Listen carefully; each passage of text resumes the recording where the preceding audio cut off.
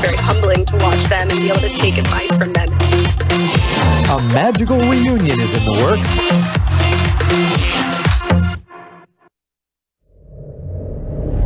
Mission accomplished. Four Gilas Pilipinas claim their first win in the FIBA Asian Cup. Tapos ngayon, nandito ako para manalo. Filipino pole vaulter EJ Obena, he just wrapped up a series of indoor pole vault competitions. A warm hero's welcome greeted a new breed of Filipino world champions. Pagdanganan is getting the inaugural Miss Golf Award. The PBA has announced it is considering creating a bubble for the resumption of its 45th season.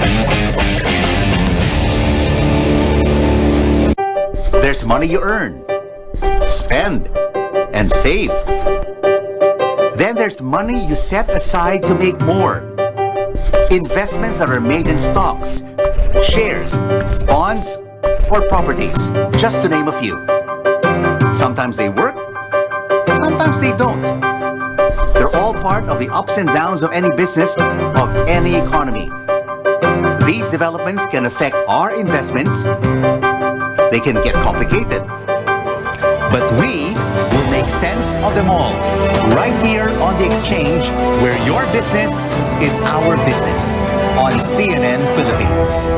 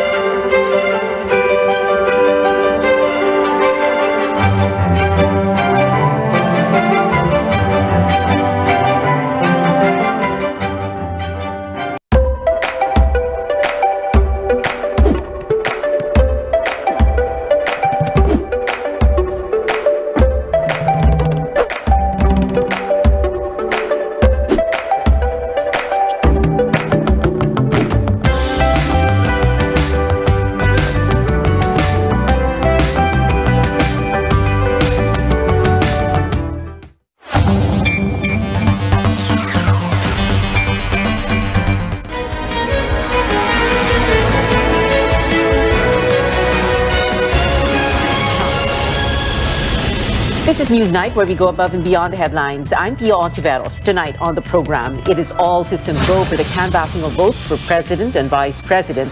Lawmakers target to proclaim Bongbong Marcos and Sara Duterte as early as Wednesday. Tragedy off the coast of Quezon, a passenger vessel catching fire, leaving 7 people dead and injuring dozens others. And in 3 hours, the Southeast Asian Games will come to a close. Filipino athletes wrapping up their campaign with more than 200 medals for the country.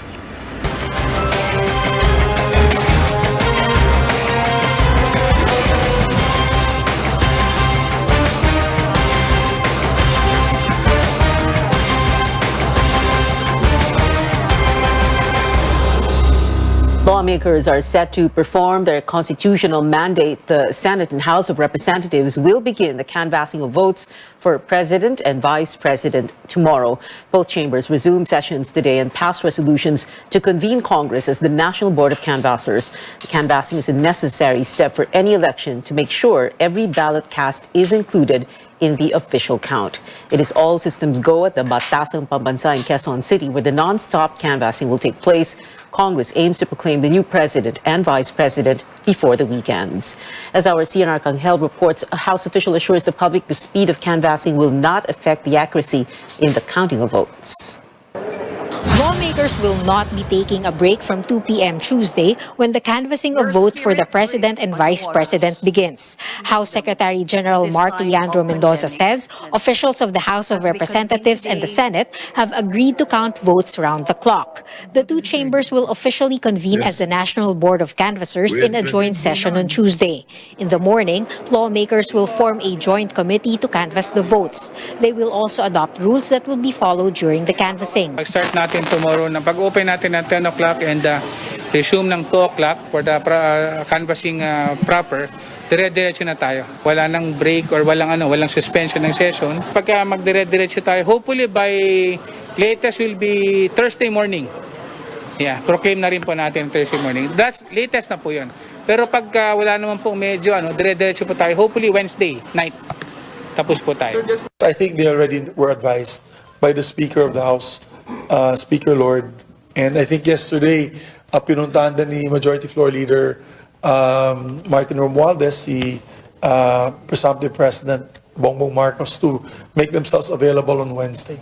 Lawmakers will canvass a total of 173 certificates of canvass. At dawn on Monday, ballot boxes containing 167 COCs and over 440 election returns were transported with police and military escorts from the Senate. The remaining COCs will be received by the Senate beginning Tuesday. During canvassing, the electronically transmitted COCs will be checked against the physically delivered COCs for discrepancies. Lawyers of all candidates will be at the plenary hall to observe the proceedings and raise any concern. The Joint Committee will decide on all issues raised about the COCs by a majority vote of its members, with each panel voting separately. Mendoza says the counting of the votes is expected to be quick since the COCs were transmitted electronically. Electronic naman so might as well magdiretso na lang para isang trabaho na lang. Mendoza assures the public the counting of votes will be transparent, with the media allowed to cover the proceedings, which will also be live-streamed online. Cian Arcangel, CNN, Philippines. We'll bring you live pictures as the canvassing happens tomorrow. Stay tuned for that, only here on CNN Philippines. Comlec demanding an explanation from Davao businessman Dennis Uys F2 Logistics. The company is Comlec's partner in transporting election-related supplies. This is in connection with a viral video showing what appeared to be the dumping of used election materials from Manila in a grassy area in Cavite, as if these were trash. Melissa Lopez also reports the poll body looks to proclaim winning party lists on Thursday, but not before it holds special elections in one town in Mindanao. The Commission on Elections has instructed Courier F2 Logistics to explain why its personnel retrieved at least 10 black boxes containing election paraphernalia from Tondo in Manila, only to dump them in Amadeo, Cavite. Poll officials cannot offer answers, but say this is outside the scope of F2's 535 million peso contract.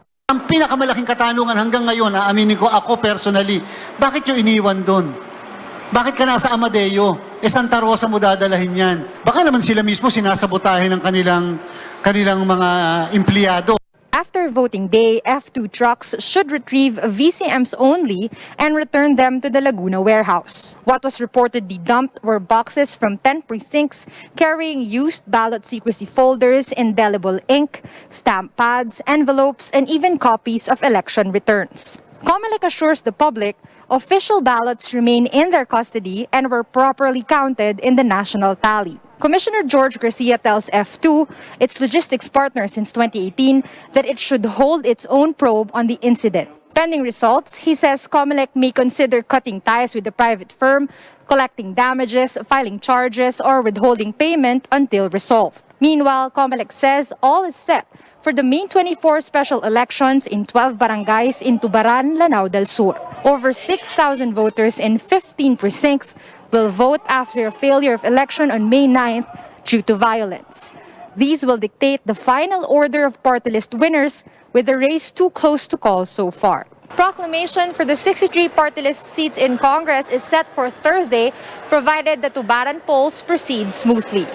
Melissa Lopez, CNN Philippines.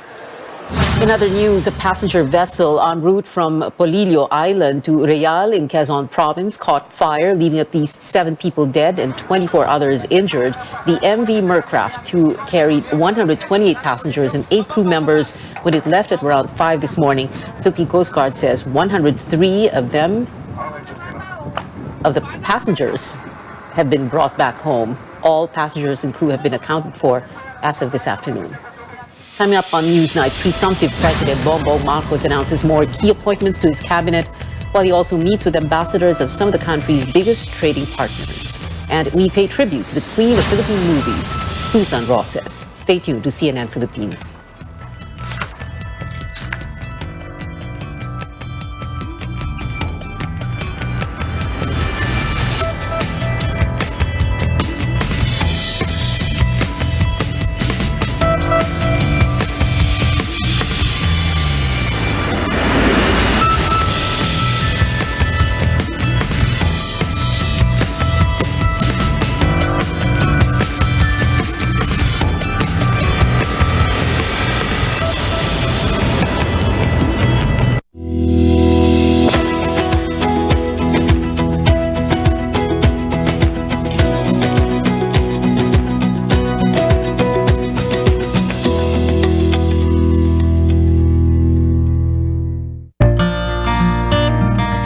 pandemic, serving others is the best. Sa pagtutulungan, patuloy ang ating laban sa buhay. Kaya dapat always healthy. With proper diet, exercise, and MX3 coffee mix to ignite my day. Hi guys! Lagi akong focused, active, at extraordinary. Because the most important things in life deserve nothing less. MX3 coffee mix, my choice.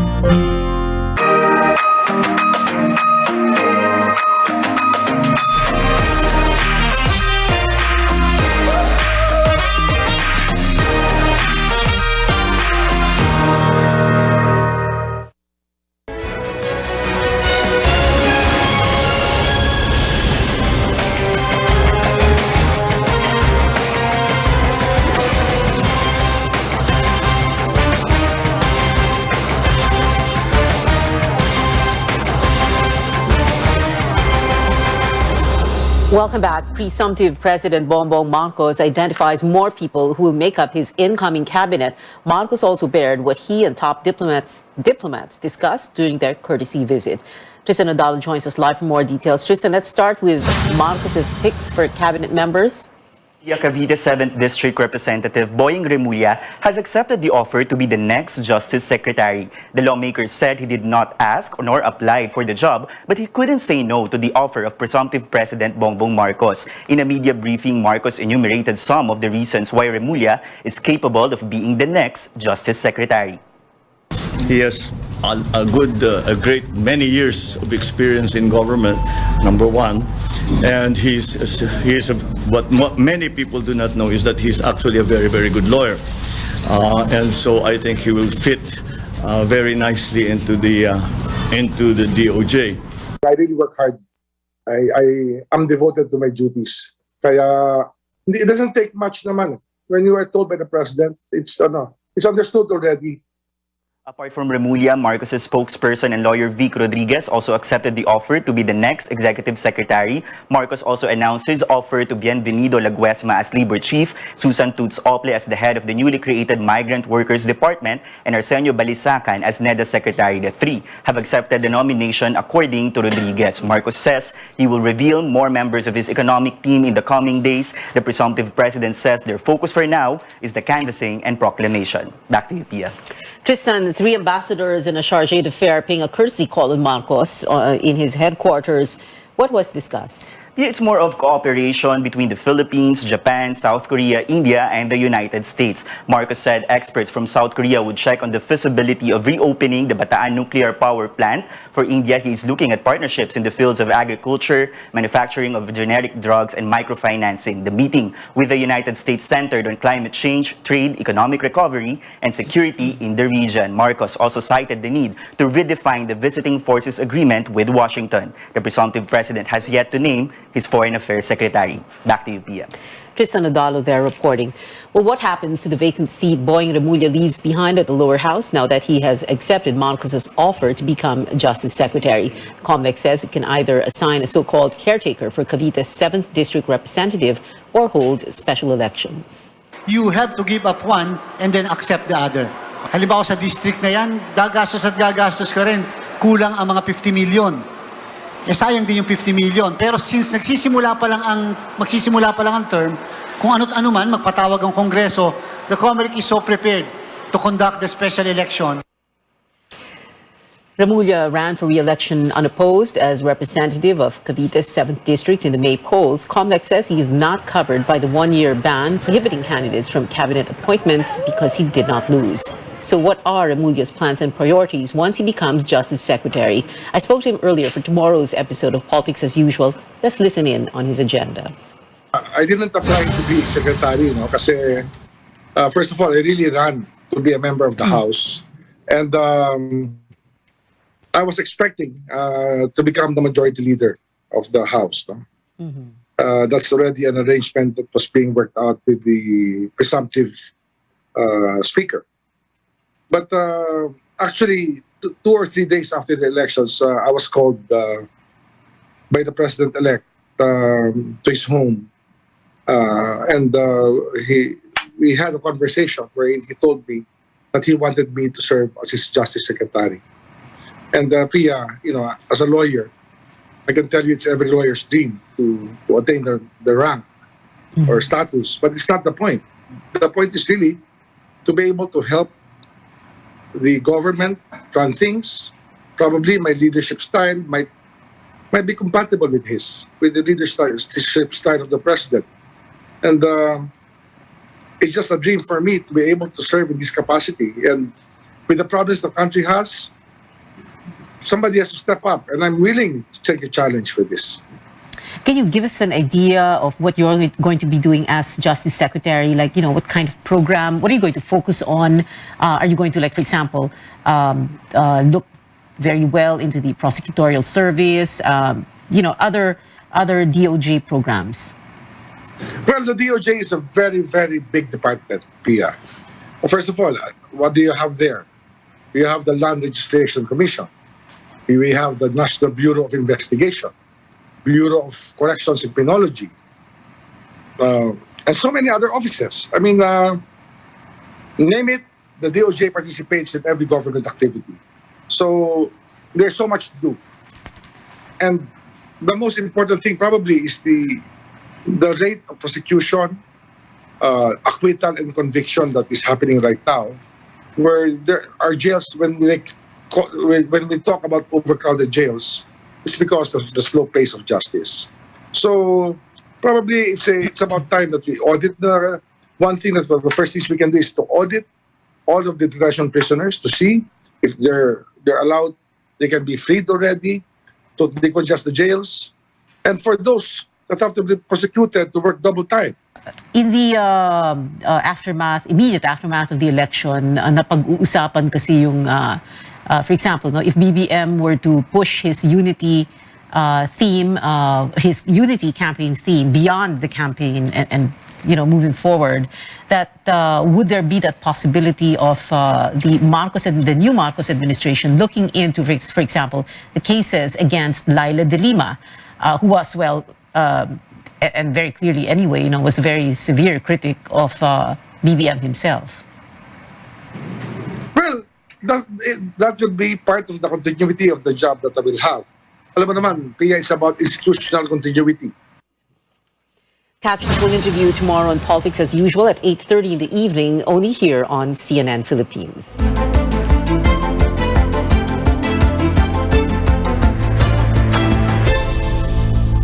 Health officials are finding the close contacts of the first BA.4 case in the country, an international traveler from the Middle East. But what is this subvariant and how different is it from the other offshoots of the Omicron variant? Kylin Bonkin reports. In a race between circulating variants of concern, Omicron infects people faster than Delta. But Omicron has even more transmissible offshoot. Currently, BA.2 is dominant globally. But new subvariants BA.4 and 5, along with BA.2.12.1, are even more infectious. We can be reinfected with B4 or B5, even if we were exposed to BA1. Infectious diseases specialist Ron Jean Solantes says changes in the virus have allowed BA.4 and 5 to escape a person's protection against coronavirus built from previous infection or vaccination, especially without booster shot. Especially for those who were given vaccines last year, particularly the primary vaccine series, there's no guarantee that it will protect us with this B4 and B5. The waning protection is faster with BA4. That's why the primary vaccine series is not enough.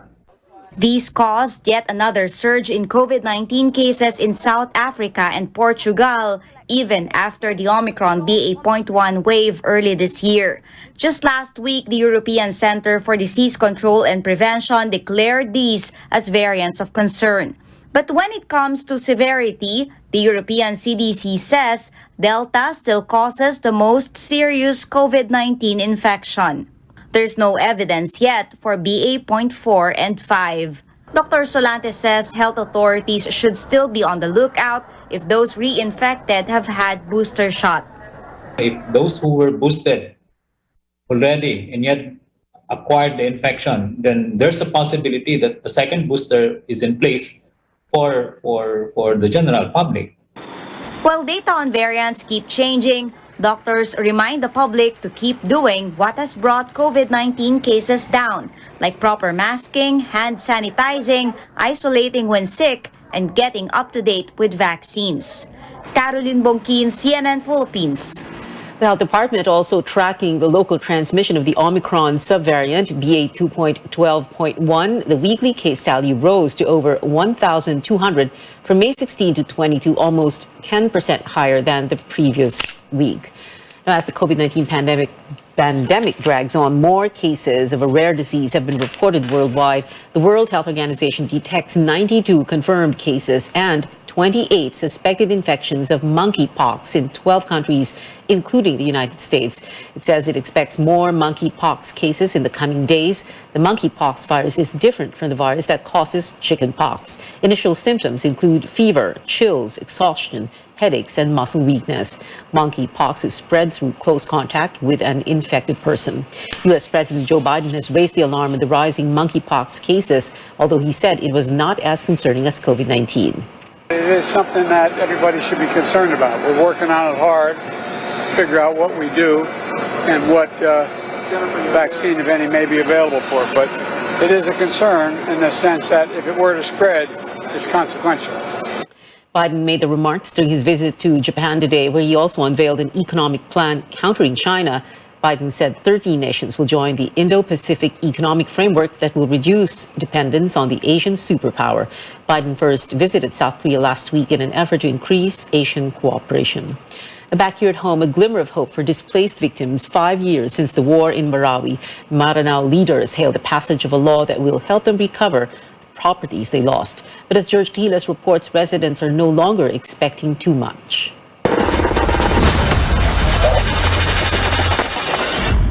Displaced residents may not be satisfied with the slow-paced rehabilitation of Marawi City. But with the passage of the Marawi Siege Victims Compensation Act just this April, Maranaos became optimistic yet realistic on what lies ahead.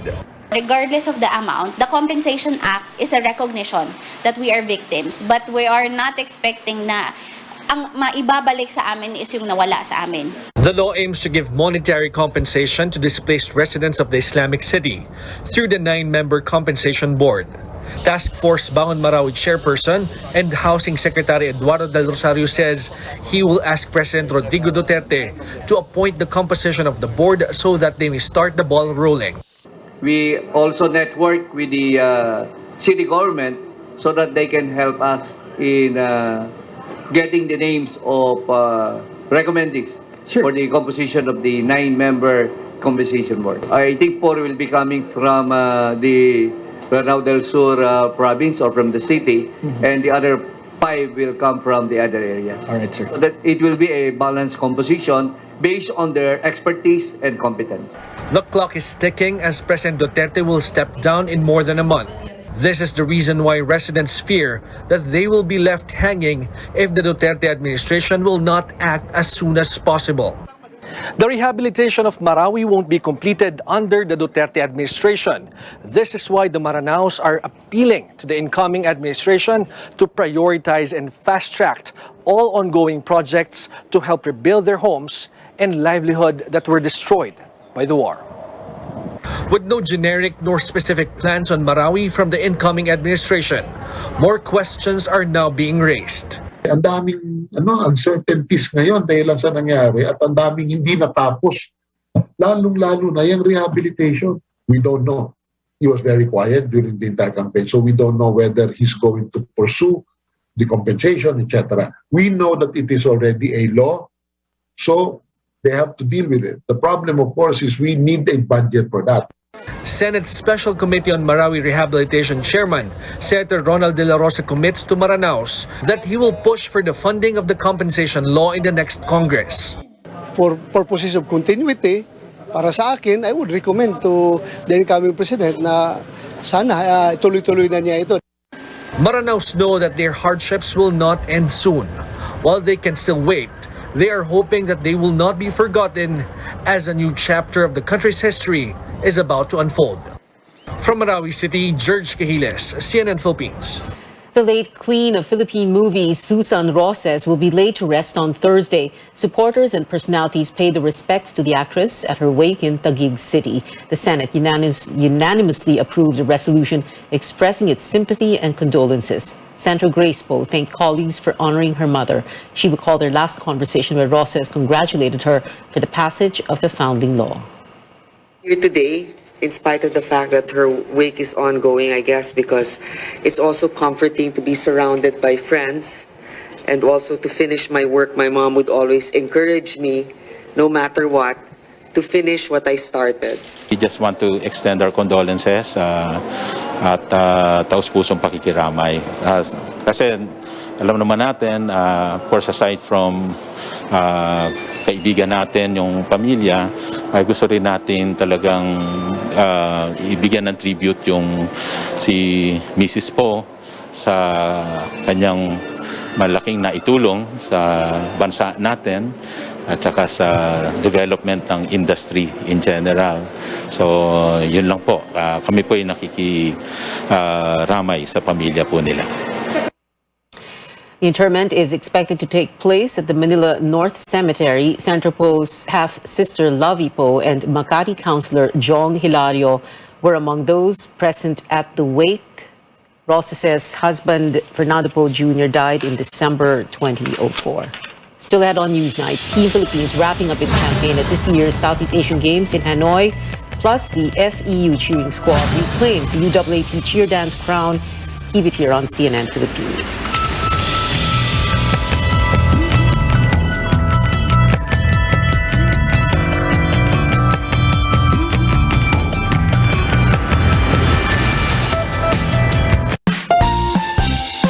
Fried chicken? Timplang happy. Tocino? Timplang magandang gising. Inasal? Ito, medyo timplang umuusok. Galit-galitan. Spicy? Timplang hot na hot. With easy-to-cook Magnolia Chicken Timplados. Iba't ibang sarap ng chicken, kaya. Ikaw, anong Magnolia Chicken Timplados mo? Iba't ibang easy chicken sarap. Land Bank has always believed that in this country, we have to dream big. And so we learned to build something out of nothing, improving the quality of life for our people, so that we can keep in step with a brave new world and make our big dreams come true.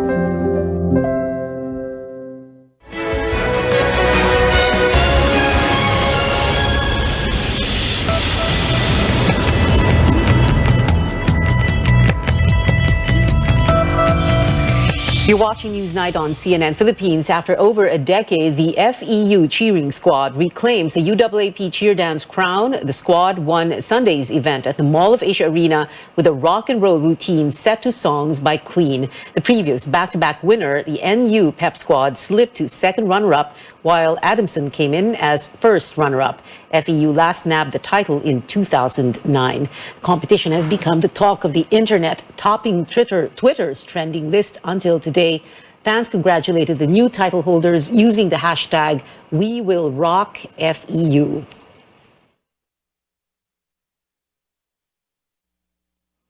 While some netizens say the NU's pink and green scarves may have been a show of support for presidential and vice presidential candidates Leni Robredo and Kiko Pangilinan, the tandem's colors are pink and green. Some UP fans expressed disappointment. They tweeted the squad should have made a political or impactful message with their routine, which was K-pop themed this year. UP notably used past performances to champion gender equality and support student athletes. Other posts commended all three podium finishers, FEU, Adamson, and NU, for their dazzling performances. The schools have dominated the past three cheer dance competitions, consistently placing at least third since 2018. Now, moving on to the NCAA, the Letran Knights are back-to-back champions. The team defeated the Mapua Cardinals 75-65 in Game 2 of the finals yesterday. MVP and Rookie of the Year Renz Abando led Letran with 14 points and 12 rebounds. And over in Vietnam, Team Philippines ending its Southeast Asian Games campaign at 4th place overall. That is with 226 medals, 52 gold, 70 silver, and 104 bronzes. Host country Vietnam topped the regional meet with 446 medals under its belt. Thailand and Indonesia were at 2nd and 3rd place, respectively. But before the Philippines capped off its run, the boxing team scored 3 gold medals, courtesy of Olympian Yumir Marshall, Ian Clark Bautista, and Rogen Ladon. The Gilas women also bagged gold despite finishing with a 4-1 record identical to Indonesia. The Philippines holds the head-to-head advantage after beating Indonesia in their last matchup last May 16. But in men's basketball, Indonesia dethroned Gilas Pilipinas for the title, winning the final game 85-81. Gilas settled for silver, marking the first time in 33 years that the team is not taking gold. The SEA Games closing ceremony is set for 9 p.m. Philippine time at the Dinh Indoor Catholic Athletics Arena in Vietnam. And that is it for now. Join me again on News.ph at 7 p.m. I'm Pia Ontiveros for Newsnight, where we go above and beyond headlines.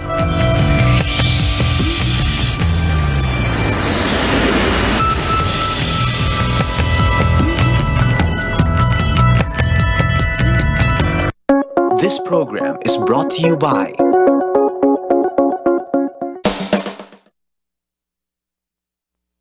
BYKB Radio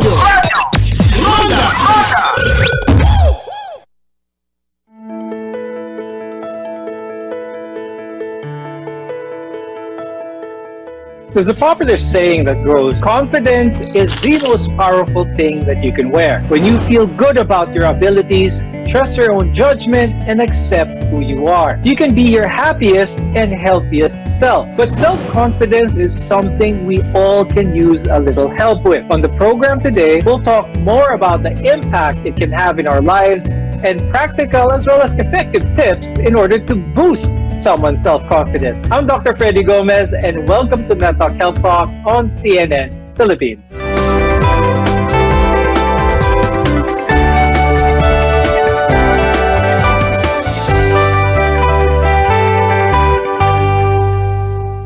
Our guests are here today to give us some practical tips. With us is Luis Angelo Villaruel. He's a psychologist at Kitsugi Sai and Dementia Society of the Philippines. Also with us is Matt Doming, who is a psychologist and life coach from M-Psych Services. Self-confidence can significantly improve someone's life, but it's not to be confused with that of arrogance. I'll start the discussion with Luis. Could you tell us what exactly is the definition of being self-confident? Self-confidence is the belief in oneself or the ability to engage adequately with challenges. Appropriate self-confidence requires a realistic sense of feeling secure in one's capabilities. We all need some help in developing this because actually self-confidence is not something we're born with innately. It's something that we develop for ourselves, and it's something that's highly connected with self-esteem, which is the valuation of our own worth. Now, Luis, let's talk about what goes on in the body of someone physiologically, the brain chemicals involved whenever someone has that good self-confidence. Could you talk a little bit more about that? Self-confidence is related mostly to two neurotransmitters, namely dopamine and serotonin. So, as we know, serotonin is the happy hormone, and studies show that high serotonin activity is positively correlated with less anxiety and more confidence.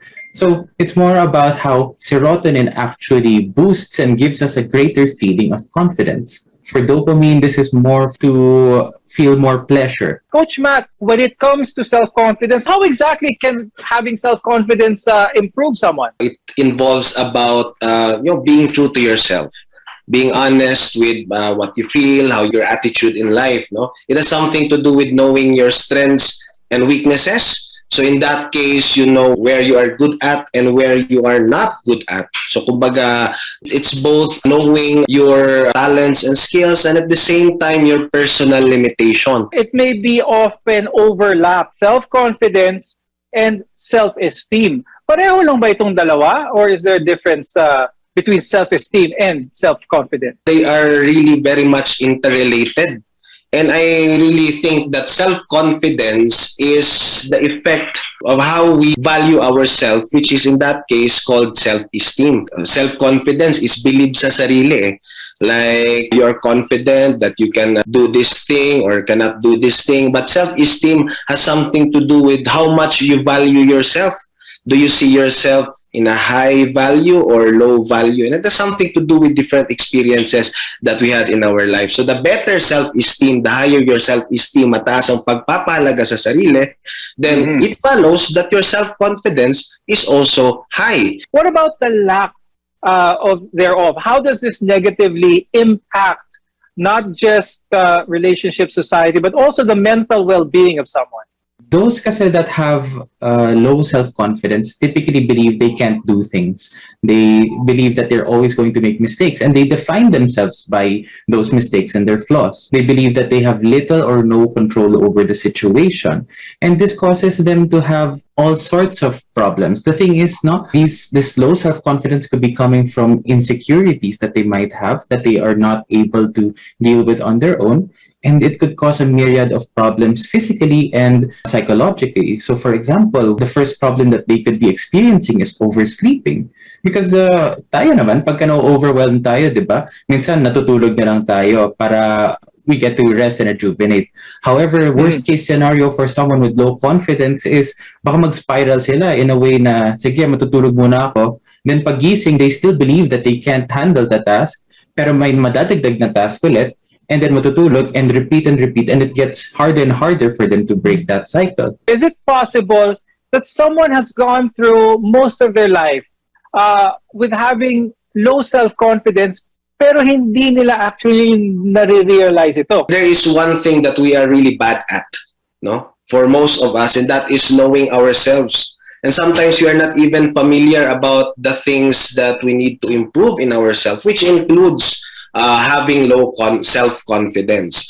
And when we talk about having low self-confidence, it has something to do with our experiences in life, especially when we were kids, when we were growing up. Maybe we had experiences with people criticizing us more than praising us, or maybe for some people hindi talaga na-experience yung ma-praise yung lagi na lang silang napupuna. And at some point they live through life, nakasanayan nila na, yeah, I'm shy, I don't really interact with people that well, I don't believe in myself. And for some of them, they think that that's normal.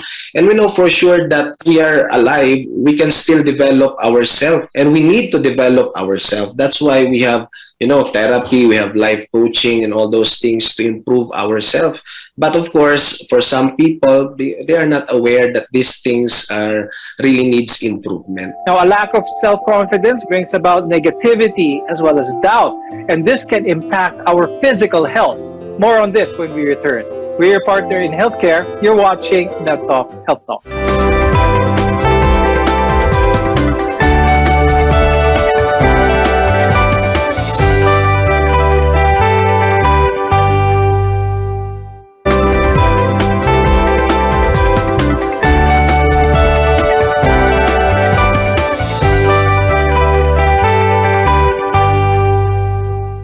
I'm Dr. Freddy Gomez, and welcome back to MedTalk Health Talk on CNN Philippines, where caring is our calling. Now, today we're talking about practical and effective ways to improve our self-confidence and why it's very important to do so. Now, many people do struggle with low self-confidence. Luis, when do we know that low self-confidence is a cause for concern? And what are some of the mental illnesses that may arise? It can go unnoticed to that person kasi, because they've kind of built a life now, especially when you've reached adulthood na, you've kind of developed all these coping mechanisms, all of these strategies to try to continue to live your life without necessarily dealing with those insecurities. So sometimes in relationships, it could come out, no? It could become a dependent nature because those with low self-confidence don't really value yung sa sarili nila, no? Low self-confidence and low self-esteem. They don't value their own worth. They don't value themselves. So they have to look for someone to attach to, and that could cause them to be dependent to that partner. No, sometimes this also leads into the lack of self-care, no, not establishing boundaries for oneself. Yung parating nag-yes lang ng yes dahil kasi natatakot sila na if they reject a friend or if they say no to someone, baka hindi na sila aayain ulit and they'll be left alone, which is what they don't want to be, no, because they cannot, they have this difficulty of being alone. In our everyday life, we come across challenges and obstacles. And even if we take them on confidently, we may fail at those things. Now, failure is a part of life, but it can affect our mental state. Coach Matt, when it comes to dealing with failure, dealing with situations, how could we manage situations like this and still remain confident? If we remain realistic, mistakes and failures are part of success. And most likely, having true self-confidence, no? Ang sabi natin kanina, it's not just about knowing about your strengths. It's also knowing about your personal limitations. That human as we are not perfect. We are really bound to commit mistakes. And in order for us to really develop self-confidence, true self-confidence, we need to acknowledge those personal limitations.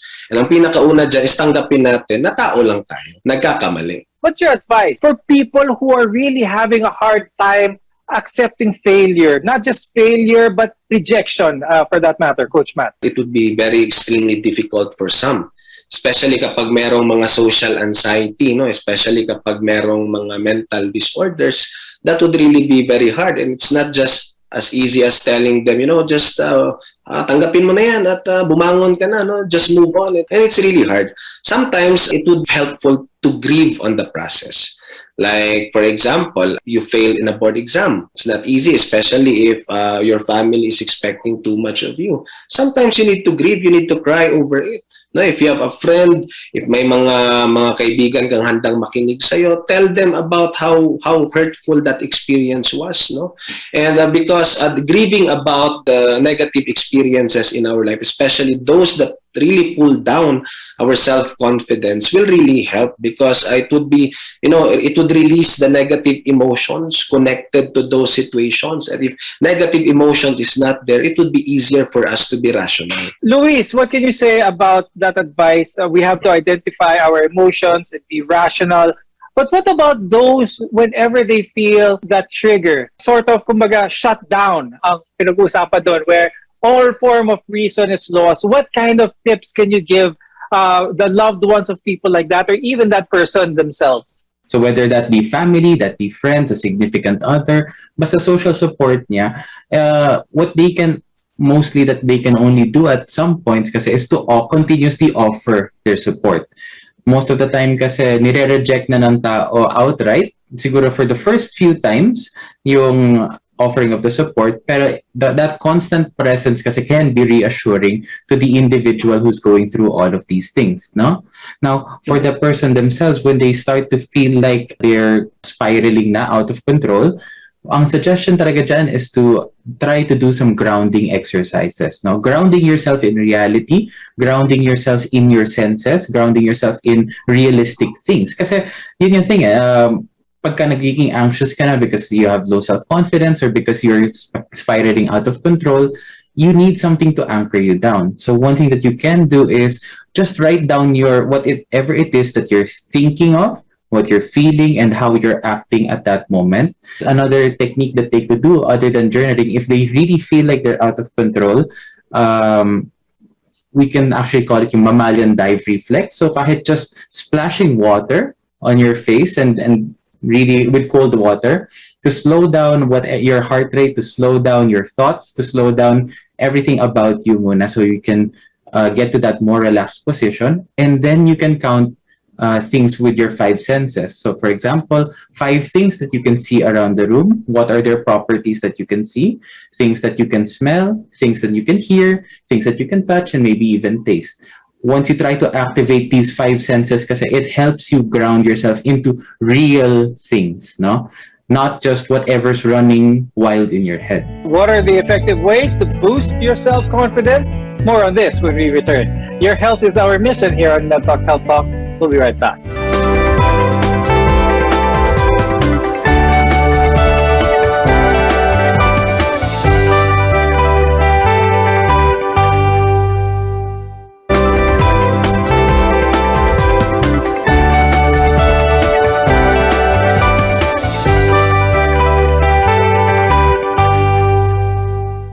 I'm Dr. Freddy Gomez, and welcome back to MedTalk Health Talk here on CNN Philippines. You can do so much with the proper self-confidence, but building it takes practice. For one, it's hard to feel good about yourself if you're abusing your body. Coach Matt, what are some self-care tips to improve our self-confidence? Eat healthy, sleep well, take care of your body, because sometimes promoting those things that can improve our self-confidence, such as good health, good appearance, then most likely it can also be a additional factor to boost your self-confidence. There are also things that you can do mentally. And number one is to help yourself accept those things that you don't really like in you. Maybe physically, there are a lot of social standards about beauty na sometimes hindi pasok yung ating katawan.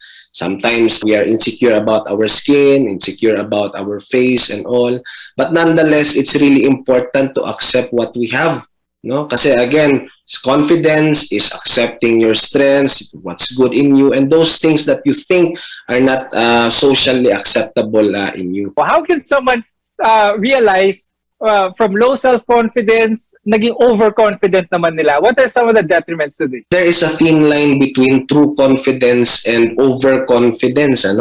Now, ang pinaka number one indicator dyan, someone na apparently is confident, pero just overconfident is kapag hindi nila alam yung mga personal limitations nila.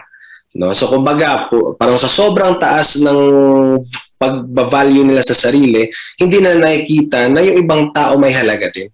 Kaya natatapakan yung ibang tao. Like say for example, sa conversation, because you think that you are more superior, then you have all the strengths and all the other people are inferior to you, di masosolo mo yung conversation. So kumbaga, that would end up detrimental to you as well, kasi hindi magkakaroon ng proper communication, lalayo ang mga tao sa'yo. Or for example, sa trabaho, like sinosolo mo lahat ng spotlight, na hindi mo na nabibigyan ng proper opportunities yung colleagues mo, or sometimes natatapakan mo na rin yung boss mo, then most likely that would create conflict and that would create some bad effects in your career. Luis, when it comes to trying to boost someone's self-confidence, one of the things that is done quite frequently, people are aware it or not, is that they compare themselves with others. Yun yung nagiging basis nila. What can you say about this, Luis? People comparing themselves with others? It actually stems from a sense of inferiority. So those with overconfidence kasi, they try to overcompensate naman that inferiority by trying to create a mask in order to control the environment around them, because they feel like their own insecurity or their own inferiority is so hard to overcome, they would rather change the world around them than rather change themselves kasi. So it comes from a sense of superiority rather than success. We have what we call striving for success and striving for superiority, and those with overconfidence, that's why they have this tendency to compare themselves to others, because they cannot compare it to themselves, to their previous selves, because they don't really see themselves as a worthy standard to base themselves on. So actually, in that sense kasi, both low self-confidence and overconfidence stem from the exact same thing, from that inferiority. And those with overconfidence kasi feel the need that they have to prove themselves kasi to themselves and to everyone else. Malaking factor ba that someone surround themselves with positive people? If we surround ourselves with people na supportive, at the same time nakikita yung tunay nating halaga, like you go into a working environment that your talent is being appreciated, like your family is seeing your potential, then that would really be a great factor na mag-boost ng self-confidence mo. Pero of course, kailangan din maging realistic sometimes. So supporting the person's talent and abilities only if deserved naman talaga niya. Kasi kapag sinosobrahan din natin ang pagpipraise na hindi natin pinapakita yung personal limitations ng tao, doon papasok yung tinatawag nating overconfidence sa pinag-uusapan natin. Kaya ang advice ko sa iba, this is my advice to some of my clients during therapy, na why not try to change your environment? Just try to change, and maybe let's see if there is an effect. Kasi sometimes getting out from that environment na nag-pull down ng self-confidence mo in the first place might really help, because the environment again is a significant factor. Thank you very much, psychologist Luis Villaruel and life coach Matt Doming, for being with us today. We appreciate your time and your insights very much. I'm Dr. Freddy Gomez, and we'll see you again next time.